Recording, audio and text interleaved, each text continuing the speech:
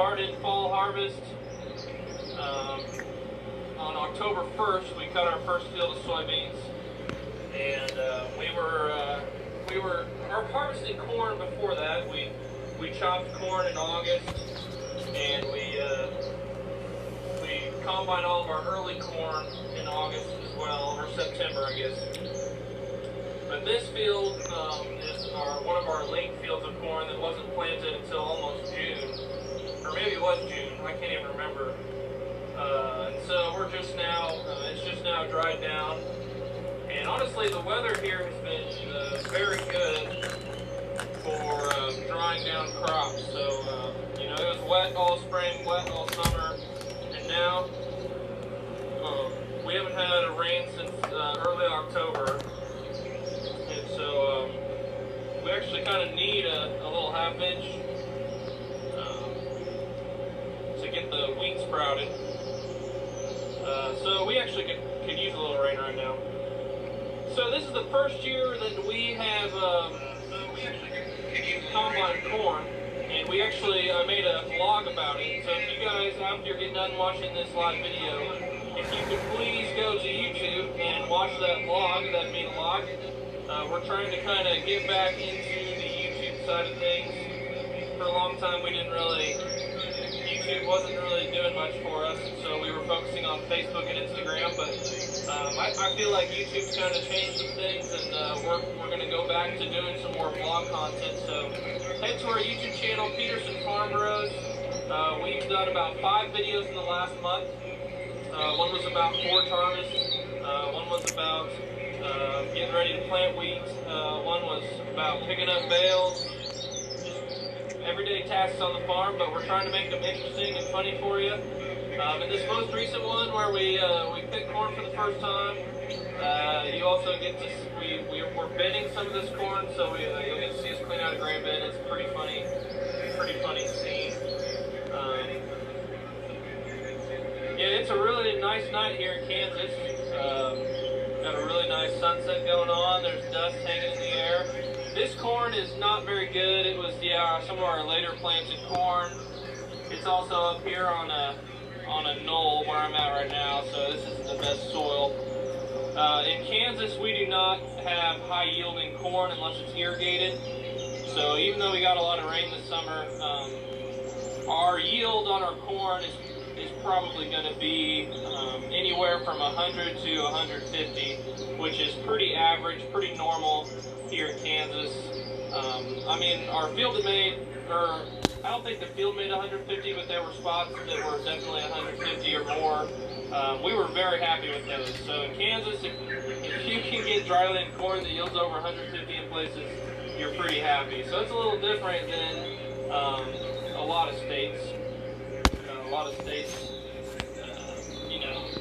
get 200-300 bushel corn, but we're not one of them unless you're irrigated. There's, if you got irrigated corn, you can definitely get some pretty high yields. But we get very hot in the summer. Our summer nights, especially, get very hot. Some nights in June, July, it's still 90 degrees after dark, and corn does not do very well when it doesn't get down into the 60s and 70s during the growing season at night. So, and of course during the day in Kansas it can be up to 105, 110 degrees and windy. So that's why we grow milo, that's why we grow sorghum instead of corn. But corn has come into Kansas quite a bit just because they've bred different traits and varieties that grow better under drought and extreme heat circumstances. So that's kind of why we haven't ever grown corn for grain. We've grown corn for silage for many, many years. So it's not like we don't know how to grow corn. It's just that we've never had a corn head before. When we bought one this spring. And yeah, we've just never really gone through this experience. So check out that vlog on YouTube after you watch this live video. I'm going to spend some time answering questions. So if you guys have any questions for me, comment below. Be sure to follow us on Instagram at Pete Farm Bros on Instagram. We're trying to post a lot there on our story and stuff.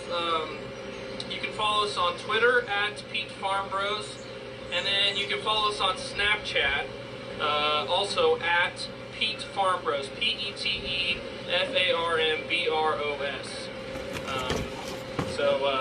That's some ways to follow us. Oh, I wanted to address a frequently asked question we get, not only during corn harvest, but pretty much any harvest. And that is, why don't you guys have a grain cart? People ask us that all the time. Why don't we have a grain cart? And you know what? That's a very good question. Right now, I am stopping in the field, and I'm going to go dump because I have a full bin. If we had a grain cart, I would not have to do this. We could unload on the go. But there's no one here right now who could be running the grain cart. One of the reasons we don't have a grain cart is because we don't necessarily have the help right now to run a grain cart. And sure, we could get more help, but you have to pay that help. And a big part of the answer to why we don't have a grain cart is because it costs money. It costs money to buy a grain cart. It costs money to pay the operator of the grain cart. And, you know, no one's sitting in this truck right now getting paid. No one's sitting in the grain cart now getting paid. Our dad has always thought that just, you know, spending your money on trucks or spending your money on a second combine is more efficient than purchasing a grain cart and utilizing the extra fuel. But with all that being said, I do think we should have a grain cart, and we're probably going to get a grain cart. We were going to get a grain cart for this fall harvest, but we just didn't get around to it. It's been crazy. It's been busy. I guess another reason, I can go on and on about why we don't have a grain cart. We are a very diversified farm. We have cattle, we have crops, we have lots of different equipment, and we have 6 trucks. We have 3 semis, and we have 3 tandem trucks. And when you have that many trucks, you don't necessarily need a grain cart because you can just keep filling up your trucks if you need more places to put your grain. Also, we don't grow 300 bushel corn here. If we had 300 bushel corn, you could not cut this field without a grain cart. I understand that. And we haven't grown corn before. So now that we're growing corn for grain, and we've expanded our farm a little bit, we're running 2 combines, not for corn, but in our other crops, then yeah, it makes more sense to get a grain cart now. But for a long time, I totally, you know, agreed with my dad that we didn't need a grain cart. There's better places to spend our money. Just because you need something on the farm, or just because you want something, or just because something works for someone else doesn't necessarily mean that it makes sense to spend money on. You could definitely make the case that we could have used a grain cart for the last 10 years.